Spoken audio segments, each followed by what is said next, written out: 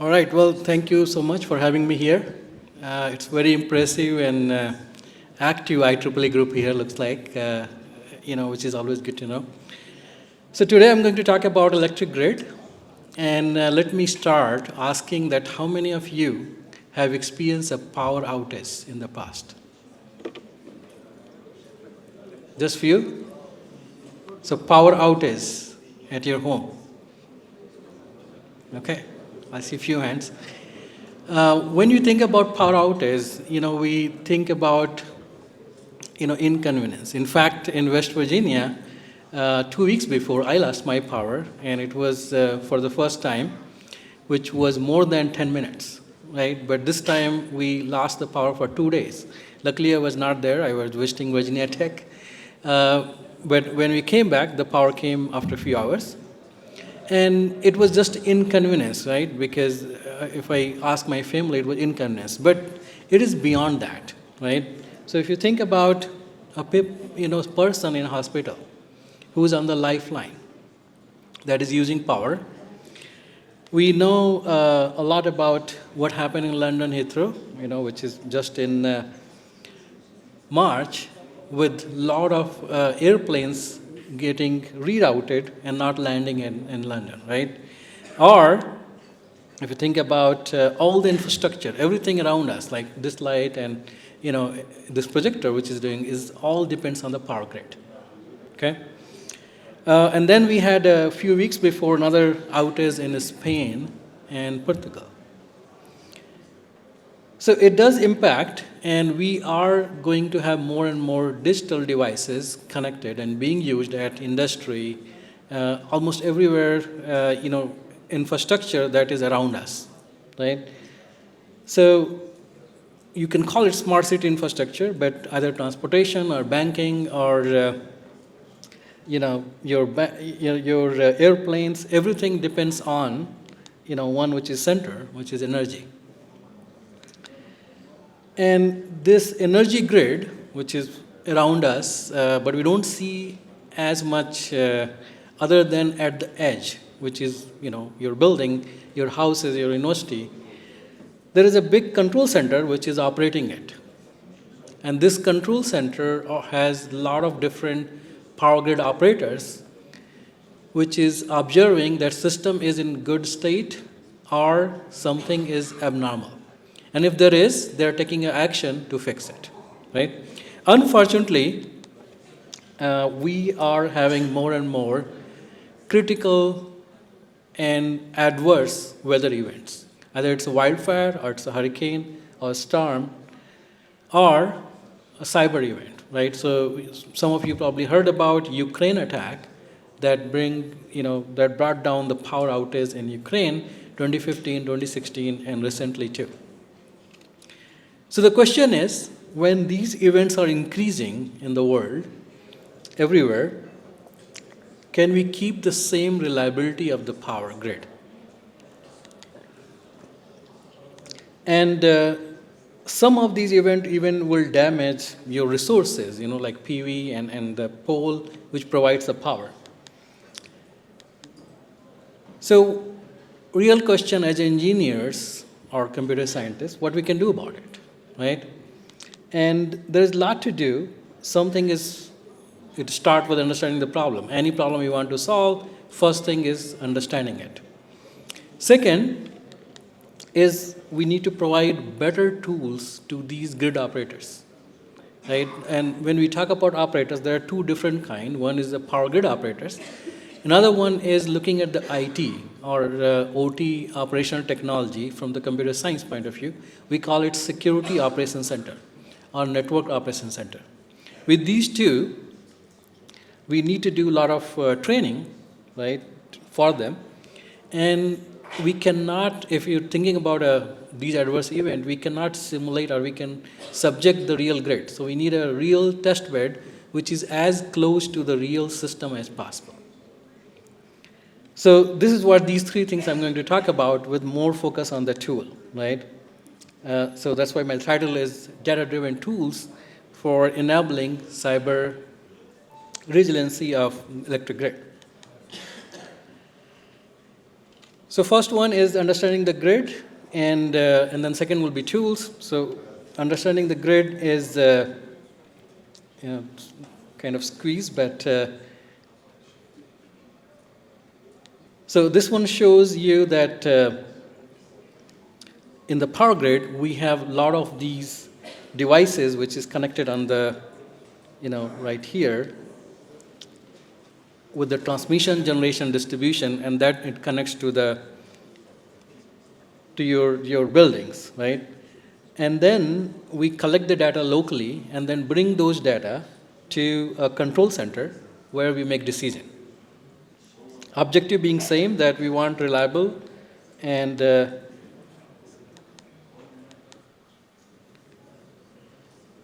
so now you probably know about the periodic table, but there is a ICS security also has become such a big and rich field to research on that there is another so many new terms. Like, of course, SCADA is very common, supervisory control data acquisition. But other word, like DCS, which is digital control devices, and then IED, intelligent electronic devices, are also very important. So, of course, we cannot go to all of these in detail. What we need to understand, the digital world around us is changing. Every cyber attack that happens on the grid start with someone clicking on the wrong email link. Okay, so if you look at what happened in Ukraine attack, it started with employee clicking a wrong link in an email, which was a phishing attack that resulted into malware installation in their computer. Number of email that is being exchanged is more than almost 30 billion, right? In terms of internet connected devices, which is IoT devices, we are now at 41 plus billion expected, by end of this year. We look at the social media user, those are also in several billions. So what happens with these, that someone who is a bad actor knows more about us, and using that information from social media, they can send an email which we will more likely to click and get the malware installed in our computer. So everything starts with the vulnerabilities, which is the last one, known vulnerability, which is called CVE, cyber vulnerability exposure. So every device, every intelligent electronic devices we have in any infrastructure, either it's a power grid or water or gas network, has digital devices, and those digital devices have a CVE. So far we know, more than 260,000 CVE, and also there are a lot of CVE which is unknown. These are the ones which will be exploited by malware to get into the system and impact. So the real work start first knowing about, are we operating okay, or we are under attack, or some of the services has been compromised. So how do we do that? Because attacker, if they are in the system, their goal is to hide themselves, right? And as operator, our goal is to detect them.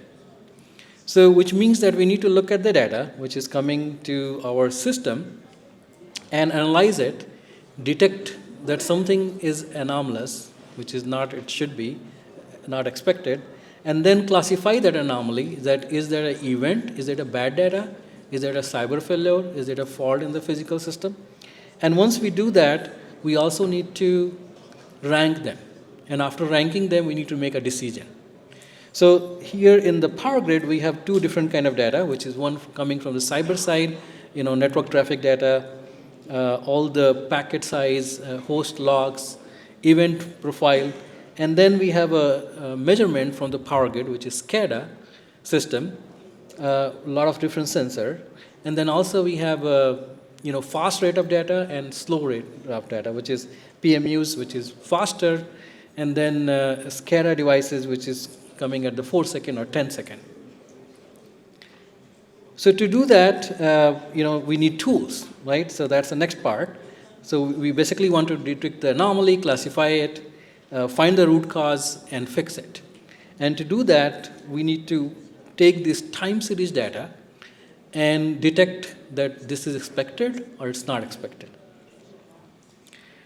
So we developed a couple of different tools to detect, classify, and localize it, and I'm going to talk about that a little bit more, in detail.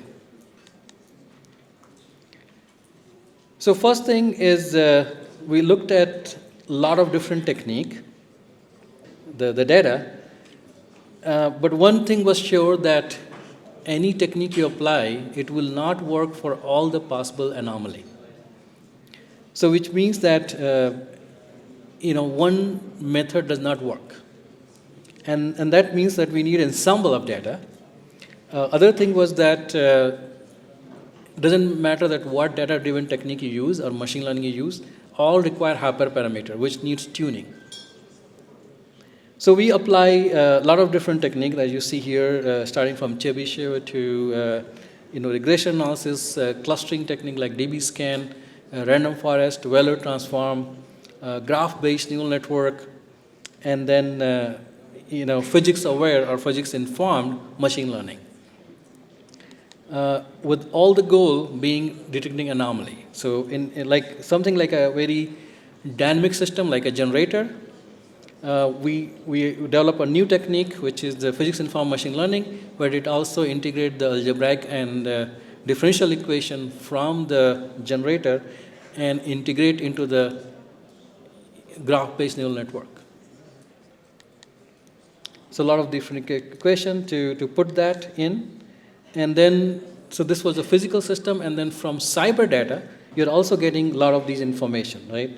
And these information some are structured, some are unstructured, some are time series, some are not, some are streaming data, some are non-streaming data. You have to log in and get it.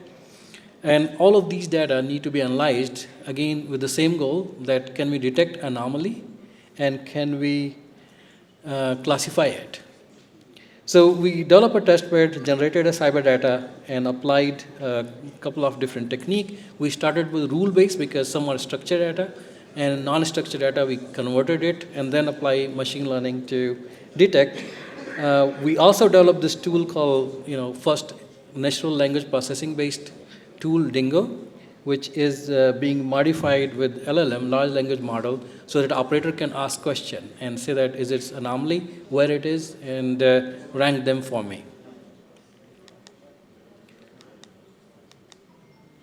So finally, you got the cyber data, you got the physical data, which is SCADA and PMUs, and then all of these is giving us with a different technique of machine learning and data-driven technique, telling me that where is the anomaly and classifying it.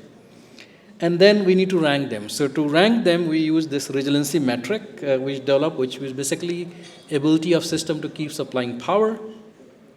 And then finally, with different tools that we develop, which I'll talk about very soon, SyncAD is synchrophysical anomaly and event detection. CP-TRAM is cyber physical transmission resilience assessment metric. Again, the goal is to know that we are operating as normal, which is expected, or we are in emergency scenario and we need to make action right now, or there is an anomaly and we don't know that what kind of anomaly it is, and we need to find more information and take action. So over the time, we developed different tools. So 2018, we developed cyber attack and network vulnerability, which we call Canvas. In 2019, we developed for Army microgrid cyber physical resiliency tool, which is Cypher. Then CP-SAM, and which was for distribution system, for transmission CP-TRAM. And the most recent is for IoT devices that we developed CP-DRIM. So here is the architecture. You get the data from your network system and basically analyzing for the resiliency metric, right? So there are two different tools for the weather event and then several tools for the cyber. So I'll not go into detail, but to get the metric, we focus on three things, which is ability to anticipate, ability to withstand, and ability to basically recover, right? So it's like a three different ingredient, just like, it doesn't matter that what food you eat, it will be protein, carbohydrate, and fat, right? So here there are three ingredients to become resilient, Can you anticipate that what is going to happen to your system? Can you withstand strong enough that even with the extreme event, you will survive? And then if you survive and some part had the power outage, how do you recover, right? So with these three ingredient factor-based approach, we develop this metric. So one of the tool for the cyber looks like this, it's a CP-TRAM. And the other one is, cyber part. And this cyber part is also giving me alarm, and then I'm able to rank it and then make a decision based on that.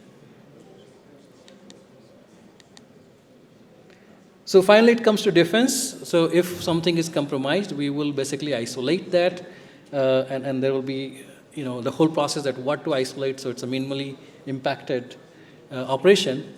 Access control, that who can have access to the substation devices and all the digital devices in the grid. Patch management, very similar to just like you do in your update in your computer. So here it's more critical because we cannot take out different digital devices without planning in advance and what to upgrade. And then management and training and certification, of course, is important too. So finally, the last part, we developed a test bed, which is real-time test bed, as close as can be with the power grid. And it has a substation devices, which is all the IEDs.